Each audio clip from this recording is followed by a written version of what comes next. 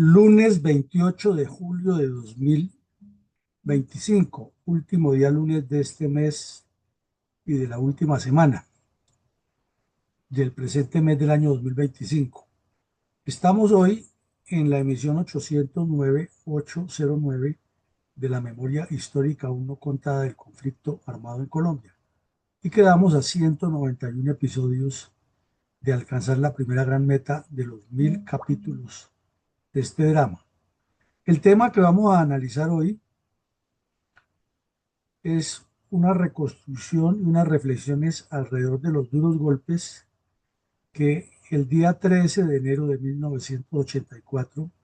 le propinaron tropas del ejército de manera simultánea a narcotraficantes y terroristas del M-19 y las FARC en los departamentos de Caquetá y Antioquia.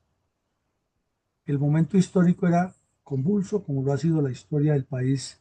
usualmente, pero más en esa época, habida cuenta que el señor Belisario Betancur andaba desesperado por conseguir un premio Nobel de Paz al precio que fuera y estaba haciéndole cesiones y concesiones a diestra y siniestra a los grupos narcoterroristas. El Partido Comunista y todos sus brazos armados seguían sacando ventajas y Colombia perdiendo, como ha sido la constante histórica, que ganan los dirigentes políticos, ganan los bandidos, los delincuentes y pierde el país.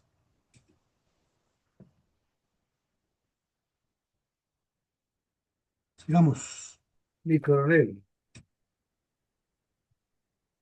¿cuál podríamos describir como un cuadro sinóptico de la violencia del narcoterrorismo comunista contra Colombia a comienzos de 1984, gracias a la debilidad de carácter de Belisario Betancourt? Como lo decíamos en el preámbulo, el escenario que se vivía en la vida política y de seguridad nacional en Colombia era dramático. Belisario Betancur completaba ya un año y medio, al inicio de 1984, de su cuestionado gobierno, carente, como usted lo dice muy bien, de carácter y de planes estratégicos. Solo pensaba en él y en su deseo de pasar a la historia como el Premio Nobel de Paz. Estaba muy alebrestado por los comunistas que le han concedido un premio de paz muy cuestionado, de literatura muy cuestionado al señor García Márquez, y Belisario creía que él era el próximo Nobel de Paz del mundo y el primer Nobel de Paz para Colombia. Y en esa obnubilación que tenía, se arrodillaba y concedía todo lo que los bandidos pedían por medio de unos negociadores de paz laxos, pero en particular sin ningún plan concreto de qué era lo que iban a negociar. No se sabía qué era lo que iban a negociar. Lo importante era satisfacer al presidente y darle gusto a los terroristas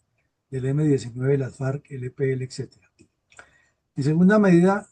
no se interpretaba a la altura de los acontecimientos que a las FARC no les interesaba ninguna paz ni ninguna participación política, que lo que tenían montado era una farsa con la supuesta línea política por medio de la UP, porque en el fondo lo que estaban desarrollando era lo que llamaban la campaña bolivariana para una nueva Colombia acordada en la séptima conferencia cerca de la quebrada La Tutuma y el Arrocito en el frío páramo de Sumapaz en límites entre Meta y Cundinamarca. En tercera medida, el M-19 por su parte estaba desarrollando un plan de crecimiento urbano y rural que era completamente evidente,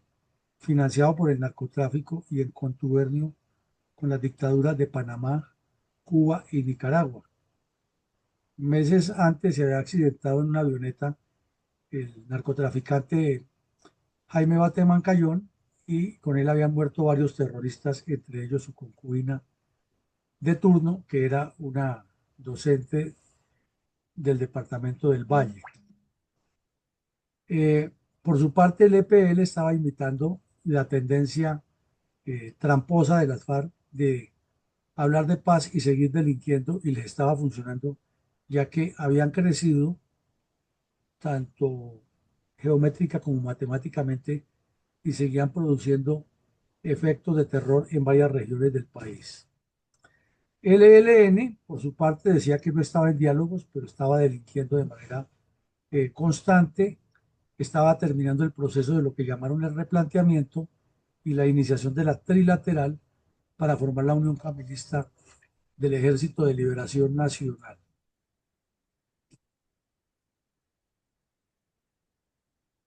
Entre tanto, estaban iniciando el viraje hacia el narcotráfico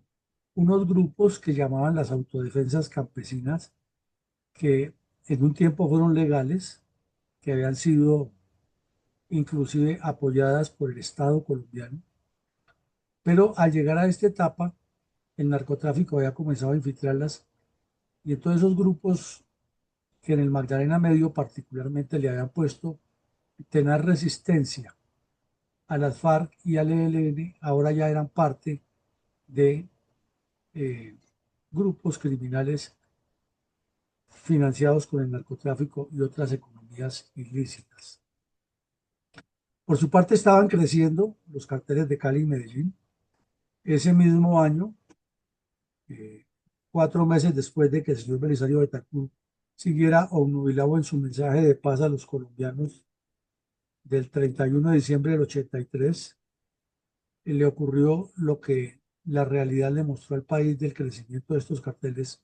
con el asesinato del ministro Lara Bonilla, la huida de Pablo Escobar del Congreso de la República y la multiplicación de acciones terroristas en todo el territorio nacional, además de los evidentes nexos de las FARC, el ELN y el EPL con el narcotráfico. El país completamente desorientado, eh, tenía todavía la resaca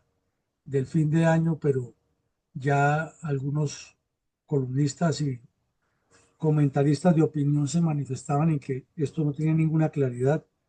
que era más el cuento del señor Belisario Betancur de una paz muy difícil de lograr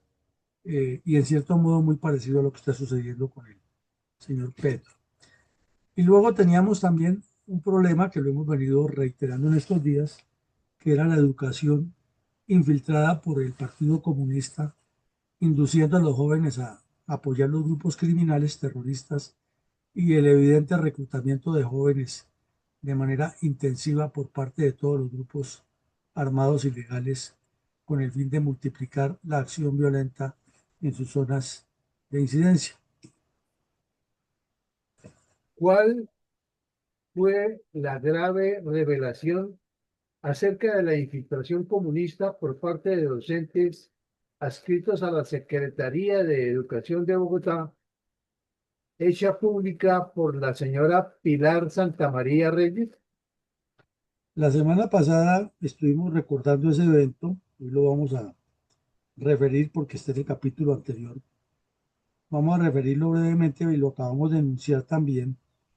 Es que el ministro de Educación, Durán Duzán, había publicado ya serios reparos a la forma como la Universidad Nacional se ha conducido durante el gobierno del señor López Miquelsen, que nombró a un comunista de rector solamente para darle gusto a los comunistas y para seguir con su mentalidad bastante cuestionable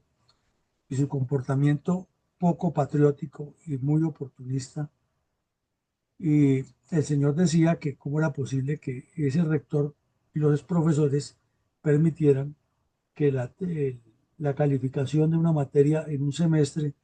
de determinados docentes fuera que los alumnos presentaran efectivamente el lanzamiento de una bomba molotov contra los escuadrones de la Policía Nacional que iban a controlar los desmanes en la universidad. Y luego la señora Pilar Santamaría puso el dedo en la llaga cuando dijo que era increíble que con los recursos de los impuestos que pagábamos los bogotanos en esa época se estuviera financiando el terrorismo en las escuelas públicas y en los colegios de secundaria. Y señaló cómo ella había sido amenazada por denunciar esto e invitaba al gobierno nacional y a las autoridades judiciales a tomar cartas en el asunto, ya que los sindicatos de educadores, que más tarde constituirían FECODE, estaban completamente infiltrados y manipulados por los comunistas. Los docentes que no estuvieran con ellos estaban también en la mira como si fueran enemigos de clase que llaman los comunistas. La verdad que no se hizo mayor cosa en esa época. Al contrario, el señor Belisario Betancur se arrodilló ante los bandidos y les toleró suspender la cátedra de historia, geografía, y eso ha incidido muchísimo en una distorsión del conocimiento de nuestra identidad nacional en los centros educativos y por ende aumentó el reclutamiento de jóvenes. Es decir, que ni la denuncia que hizo Durán Duzán ni la denuncia que hizo la señora Pilar Santamaría tuvieron el eco que se esperaba. Y coronel, ¿cuál era la conducta en ese momento de los dirigentes políticos de la oposición al gobierno Betancourt? Definitivamente el problema de Colombia está en la dirigencia política. El señor Luis Carlos Galán Sarmiento hablaba mucho y hacía muy poco, pero tenía a la vez una habilidad y unas componendas al interior del partido que demuestran que la gran eh, responsabilidad, repitamos, de los dirigentes políticos en la violencia es total.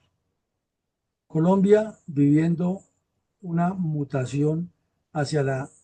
cesión y concesión del Estado por parte del señor Betancourt de manera acelerada y evidente. Las elecciones para Mitaja, que llamaban, es decir, para consejos y asambleas, estaban eh, próximas. Y el Partido Liberal, que se suponía que estaba buscando recuperar el poder para darle un viraje a Colombia, y eh, que muchos creerían que ese partido tendría una solución diferente a esa propuesta insensata del señor Betancourt. Eh, Tenía esperanzas del pueblo colombiano en síntesis con eso. Pues no, ya el Partido Liberal tenía por dentro un grupo que se llamó Los 70, que apoyaban de una u otra manera al señor Luis Carlos Galán, e invitaba a dividir el partido entre los que querían quedarse en la vieja guardia, como lo llamaban, los que querían quedarse con el nuevo liberalismo y los que querían formar una fusión entre el nuevo liberalismo y antiguo liberalismo. O sea, politiquería pura y descomposición total. Y ahí vemos como una foto en Popayán eh, reúnen a centenares de personas en un parque y las declaraciones de todos esos personajes invitando dizque, a la transformación del Estado. Y uno dice, bueno, hay muchos que afirman que si Galán hubiera sido presidente, hubiera sido la salvación. Y nosotros nos preguntamos, ¿y acaso Galán no era lo mismo que pensaba y organizaba el señor César Gaviria y mira dónde nos llevó? ¿Acaso Galán no tenía, era un discurso encendido en la plaza pública y una trapacería igual como la que estamos viendo aquí, de promover decisiones internas y sabotajes dentro del mismo partido, al que debiera coadyuvar a fortalecer su estructura orgánica y su disciplina? Entonces, mucho para analizar y una realidad muy triste que aquí la ponemos sobre la mesa, de la cual, como lo hemos cuestionado siempre, el supuesto informe de la verdad del señor de Rux no menciona ni refiere para nada con claridad. Mi coronel, ¿qué reflexiones hizo el dirigente político antioqueño Jorge Valencia Jaramillo acerca de los dislates de la paz de Belisario Betancourt con los cabecillas de las cuadrillas narcoterroristas? Pues Jorge Valencia Jaramillo era un conservador, él era del Partido Conservador, un paisa tradicionalista, y ha tenido alguna presencia mediática en Colombia. Entonces, además, eventualmente escribía columnas de opinión en algunos diarios y el periódico El Tiempo, que era de tendencia liberal, le publicó una que puso el dedo en la llaga. Esto fue comenzando el año de 1984 y comenzó por decir él que ya no era posible seguir eh, ese escenario de va y viene, de declaración tras declaración de unos y otros diciendo que la paz en Colombia andaba bien o andaba mal, que si la opinión pública estaba informada o no, pero que lo cierto era que los combates continuaban, que los secuestros por parte de los grupos narcoterroristas, en lugar de suspenderse, habían avanzado, que no se sabía al fin cuántas personas habían liberado ni cuántas tenían secuestradas, porque ni las mismas instituciones tenían las cifras, que el boleteo seguía siendo el común denominador en las áreas rurales. Eh, También resaltaba que el señor Belisario Betancur, eso sí lo hacía como conservador, era el atleta de la paz, pero que se notaba en el ambiente que había una seria mm, disquisición con los mandos del Ejército Nacional, porque se notaba a todas leguas que los generales no querían trabajarle. Estamos hablando que es comienzos del 84, cuando todavía era ministro de Defensa el señor general Landazábal Reyes, que ha sido muy claro y vehemente en advertirle al país que eso no llegaba a ningún Pereira. Eh, entonces se preguntaba que este sujeto, Jorge Valencia Jaramillo, cómo era posible que el gobierno estuviera negociando una paz a sabiendas que su fuerza militar principal, que el ejército, no estaba de acuerdo. Y eso sí lo experimentamos quienes estuvimos en servicio activo en esa época, que así lo sentíamos. Las declaraciones de los generales que tenían acceso a los medios de comunicación siempre eran contundentes en contra de eso, y el señor Belisario siempre tenía una disculpa y una trapacería para salirse. Y se preguntaba el señor Valencia cómo era posible que el país tolerara, ahí sí le daba garrote a Belisario, que se hubiera reunido con los bandidos del M-19 en España a hablar dizque de la paz, burlándose de todos los colombianos, porque había ido con una agenda en la que decía que su viaje era político para unos contactos allá, y había terminado no solamente hablando con los bandidos del M-19, sino después se supo con el paso de los años mediando con la dirigencia política española, con quienes había hecho mucha amistad cuando fue embajador de Colombia en España, para que uno de los bandidos del cartel de Cali, que ha sido capturado en España, uno de los Rodríguez Orejuela, quedara libre, y logró que lo trasladaran para Colombia. También se cuestionaba que ha creado una comisión de paz, pero que eso necesitaba instrumentos más serios y más fuertes para que avanzara y demostrara resultados.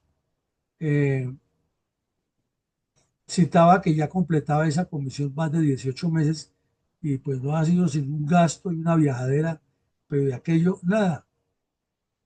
Preguntaba el señor que cuál era la traba que había en ese momento, como siempre nos preguntamos los colombianos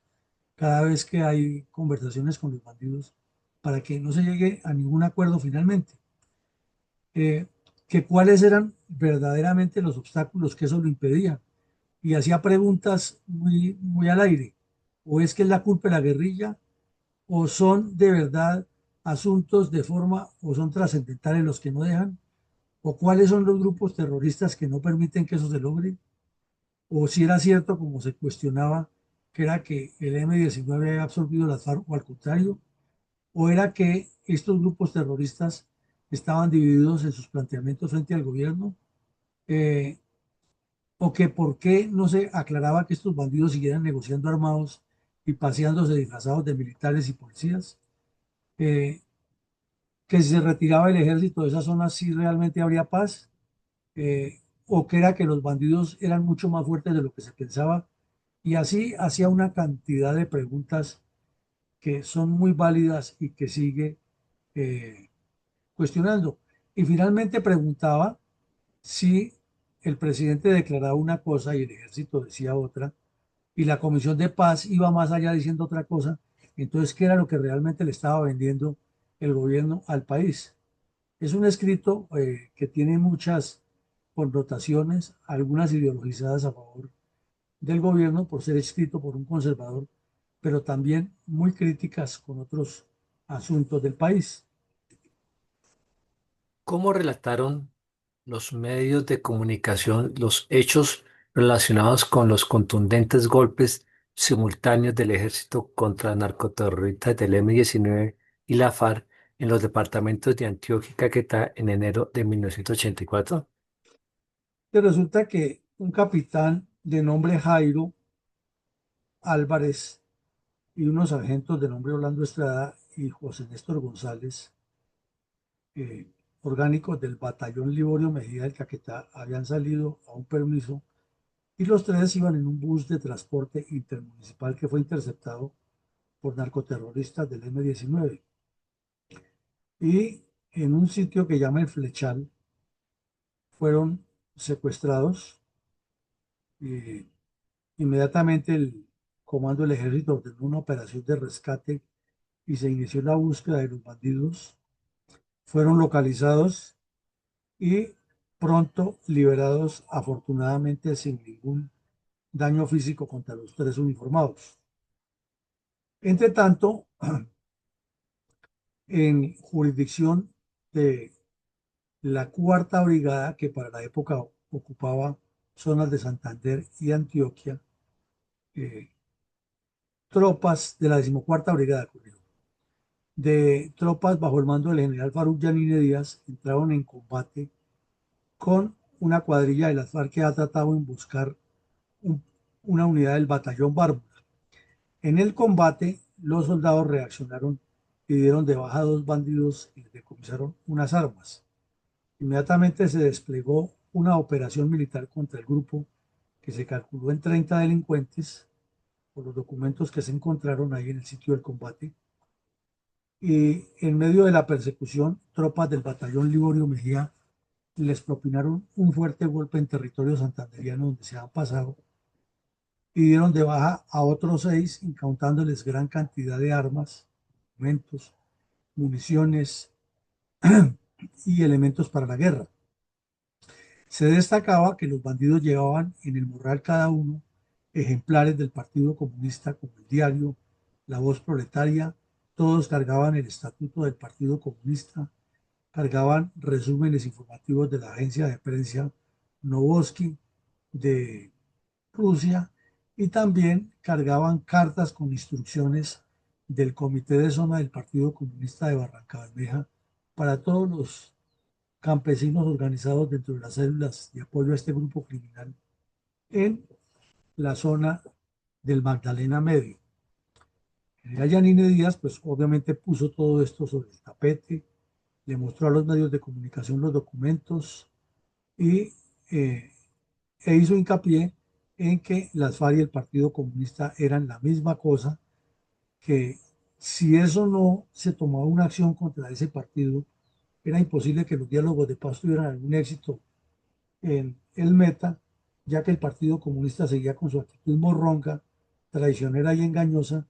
de jugar a que tenían personería jurídica y posibilidad de actuar en el Congreso de la República como dirigentes políticos, entre comillas, honestos, al mismo tiempo que tenían cuadrillas de bandidos y organizando la población civil en apoyo del terrorismo en la zona del Magdalena Medio.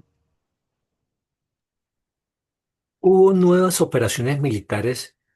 contra las estructuras terroristas del ELN en Bogotá. Sí, pues se continuaba, porque el ELN además decía que no estaba inmerso en el proceso de paz y seguía cometiendo diversos tipos de delitos en las áreas urbanas y rurales. eh, Se destapó otro gran problema, era que en la operación de liberación de un señor Kenneth Bishop, que ha estado secuestrado por terroristas, eh, se demostró, o mejor, se encontró una cárcel clandestina del ELN en el barrio Fontibón de Bogotá, donde había estado también secuestrado el hermano del presidente Betancourt. Y en medio de todas las pruebas que se hallaron, se encontraron serios indicios que un juez o ex juez de la República de nombre Iván Darío Murcia Rojas, que ha sido capturado durante esa operación, era miembro orgánico de las redes urbanas del ELN. Pero, como ya sabemos, en Colombia siempre que se pasa del estado de sitio a la jurisdicción civil, todos los procesos terminan en que se les quedó debiendo a estos personajes y salen hasta indemnizados y con demandas contra el Estado. ¿Cómo citaron los medios de la habilidosa salida politiquera de Belisario Betancur frente a un cuestionamiento público del general Fernando Landazábal Reyes a las promesas de amnistía del presidente Betancur y sus delegados de paz y a los cabecillas de las agrupaciones narcoterroristas? Pues como vemos en la foto, hubo una captura grande de bandidos del ELN en Bogotá, 6, y la vinculación de un señor que ha sido juez de la República. Se le encontraron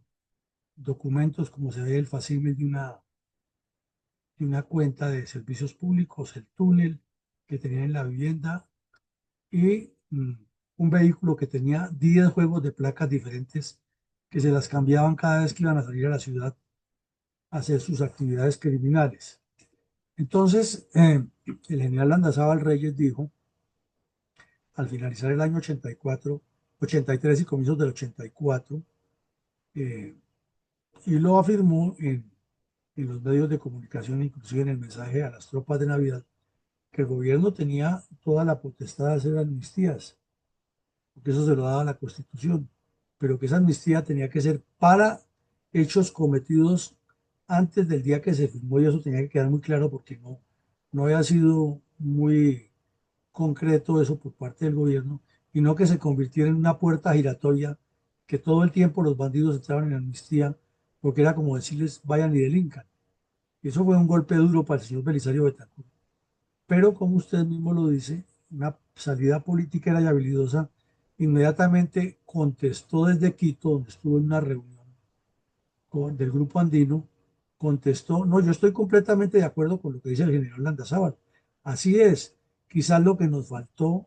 eh, es mayor coordinación en la redacción de ese documento, pero ya tomamos acción como gobierno para que quede muy claro. O sea, caía como los gatos, o jugaba a que con cara pierdo yo, con cara gano yo y con sello pierde usted. Esa fue la salida politiquera y también fue otro de los factores que incidió en que el señor Valencia Jaramillo cuestionara lo que se estaba haciendo en ese momento por el argumento de la paz. ¿Cuál fue la respuesta clara y directa del M-19 a la debilidad manifiesta de Belisario Betancur? Ahí vemos las fechas. En Quito, Belisario Betancur el 14 de enero dijo, en 1984, dijo que la amnistía era hacia el pasado y que él no iba a cambiar su orientación a continuar con el proceso de paz porque para él era muy necesario para Colombia y su gobierno, según él, estaba bien enfocado. Eh, el M-19 estaba en ese jueguito de que estamos negociando, pero que como no se ha concretado nada, lo que necesitamos es que nos saquen a todos los bandidos de la cárcel, que se cumpla el decreto de amnistía y que nos sentemos a hablar ahora sí, muy en serio. Y entonces tenían gente en la ciudad, pero seguían delinquiendo en el campo. Y abiertamente publicaron la creación del Frente Occidental que incluía los departamentos de Valle, Cauca y Nariño, que a la postre fue donde más desataron la violencia rural y la extendieron a los departamentos de Caquetá, Huila y Putumayo, como ya lo hemos visto en otros episodios. Y en ese momento dijeron que los responsables de que no se pudiera concretar el avance hacia la paz eran las fuerzas militares. Entonces, por eso estaban diciendo al señor Belisario Betancur que tenía que retirar del cargo al general Landazábal, que según ellos era la piedra en el zapato, pero los mismos periodistas, como vemos, no le daban trascendencia a una noticia tan grave como que el M-19 estuviera sentado en las mesas de conversaciones con el gobierno, que el terrorista Antonio Navarro Wolf anduviera por Bogotá como Pedro por su casa, escoltado por el Estado para que no le pasara nada, que otros delincuentes del M-19 tuvieran acceso a los medios de comunicación y hasta hacer manifestaciones públicas, como lo hemos visto, pero que al mismo tiempo siguieran delinquiendo y anunciaran la creación de un frente occidental en el cual, contrario a censo, lo que ha dicho el señor Betancourt en Ecuador, tenían hasta guerrilleros ecuatorianos y peruanos. Nos faltó decir que Betancourt en el Ecuador dijo que él estaba de acuerdo con el señor Belaúnde Terry, que acababa de anunciar que iba a combatir de manera muy fuerte al terrorismo del Sendero Luminoso y cualquier relación con el narcotráfico de ese grupo. Pero una cosa es el señor Belisario por un lado y otra cosa hacía buscando su premio Nobel de Paz. Con reverencia, admiración y absoluto respeto, rindamos un minuto de silencio en memoria de todas las personas que han sido asesinados por los bandoleros del EPL, el M-19 y la FARC durante 6 décadas de violencia sistemática y sostenida contra el pueblo colombiano.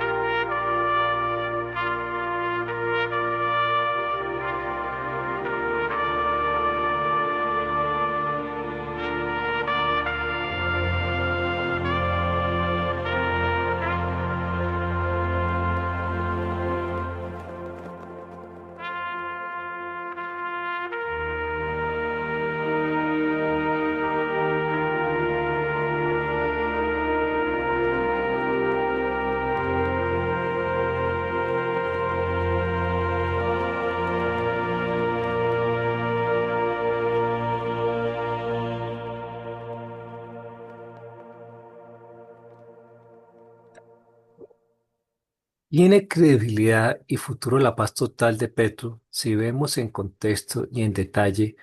hechos tan concretos de la combinación de las formas de lucha del Partido Comunista durante varias décadas? No tiene mayor posibilidad de éxito ni de credibilidad, porque como acabamos de ver, el señor Belisario Betancourt fue demasiado laxo con los narcotraficantes y terroristas del M-19 y las FARC en particular. Y siempre la respuesta fue una trampa, un engaño, fue un ataque sistemático contra la institucionalidad, fue una medida de terror multiplicada por todas las regiones del país contra los colombianos y un juego de dos objetivos muy diferentes. Un gobierno que pensaba en manipular las guerrillas y llevarlas a su rendición para seguir en las mismas y con los mismos. Y una guerrilla que estaba pensando en engañar al gobierno, engañar a los colombianos y avanzar en su proceso de la toma del poder. Estamos hablando que eso fue hace 41 años, 4 décadas y un año más. Y hoy vemos exactamente lo mismo, con la circunstancia agravante, que algunos de los que en ese tiempo jugaban al engaño, como Oti Patiño, Vera Grave, Gustavo Petro y otros terroristas del M-19, hoy están en el poder y son los que manejan las conversaciones con esos grupos. Pero además es porque los esquemas son diferentes. Los gobiernos de cada época han llegado a negociar con estas personas sin llevar hojas de ruta definidas, sin saber ni siquiera qué es lo que quieren, diferente a que los gobiernos de turno ganen espacios politiqueros, mientras ellos están ganando espacios estratégicos y geopolíticos. De tanto que se ha hablado en esas conversaciones y tantos documentos que se han firmado, y a pesar de que en esa época ya el señor Gómez Hurtado decía que hay asuntos que son fundamentales para hacer como un símil de los objetivos nacionales y las políticas de Estado, la verdad es que nunca se ha tenido en cuenta eso. Salió de ahí una constituyente que no resolvió nada. Se hicieron después pactos con el M-19 y con otros grupos pequeños y luego con las FARC y tampoco se ha concretado nada porque el problema sigue. Preguntábamos la semana pasada y lo preguntamos nuevamente. 310 páginas de imposiciones para cumplir en no sé cuántos años y no le son suficientes ni a las FARC ni al M-19, ni al EPL para seguir delinquiendo, ni al M-19 para seguir destruyendo el país desde cargos de institucionalidad. Eso significaría que Colombia lo que necesita es una acción muy diferente a dialogar con bandidos y a seguir entregando la potestad y la majestad del Estado al arbitrio de unos negociadores que van únicamente a satisfacer al presidente de turno y a buscar prebendas posteriores políticas y financieras para ellos. Adelante con su comentario, mi coronel. Mi coronel, me permito dar lectura a las conclusiones analíticas de mi coronel Iván González. La infiltración del comunismo en Colombia se inició en 1924,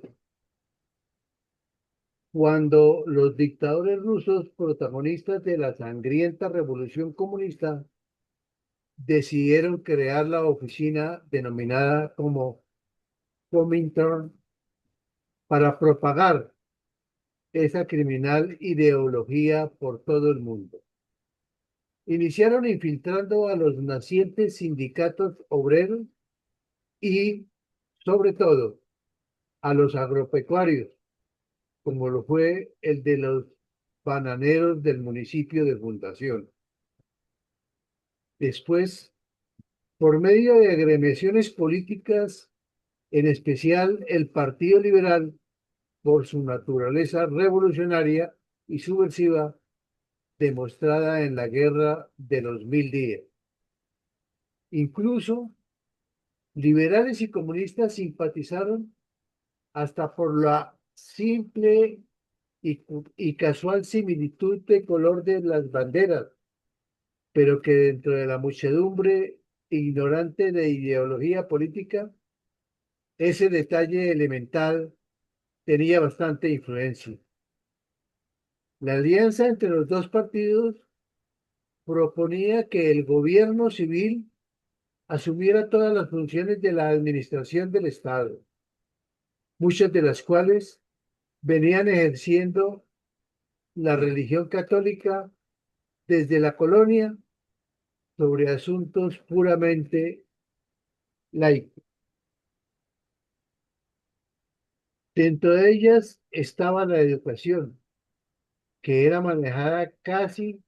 que exclusivamente por la Iglesia, con fuerte contenido religioso, que limitaba la libertad constitucional de elección de credo. Pero lo que realmente buscaban los comunistas, escondidos dentro del liberalismo,